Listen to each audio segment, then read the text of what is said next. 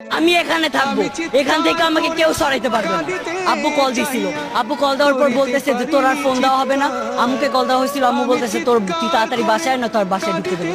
আমি বলছি যে আচ্ছা আমি বাসায় ঢুকবো না, আমি বাইরেই থাকবো, রাতে আজকে বাইরেই থাকবো, 2-3 দিন তুমি চেষ্টা করো না। যতদিন না বিজয় হইতেছে, আমার আজকে ভাইরা কোটার জন্য সুইসাইড করতেছে, আমার ভাইরা চাকরি পাইতেছে না, সুইসাইড করতেছে। কেন করতেছে? আজকে ভাইরা করতেছি, ভবিষ্যতে কি আমরা সুইসাইড করবো না? ভবিষ্যতে আমাদের আমার এই যে বোনেদের ঢাকা ইউনিভার্সিটি ইন্ডিয়ানের বোনেদের এমন ভাবে যে নির্যাতন করলো ছাত্রলীগের পোলাপাইন, কেন করছে? কেন করছে? ওদের কি অধিকার যে ওরা গায়ের ওপর হাত তুলবে? আজকে আসার আগে পুলিশ আমাদের ধরছে, ভিডিও আছে আমার কাছে, আব্বুর থেকে ফোনটাই নাম ভিডিওটা ভাইরাল করব। পুলিশে আমাদের হাত ধরছে, কেন? আমাদের গায়ে হাত দেওয়ার ওদের সাহস কিসের আছে?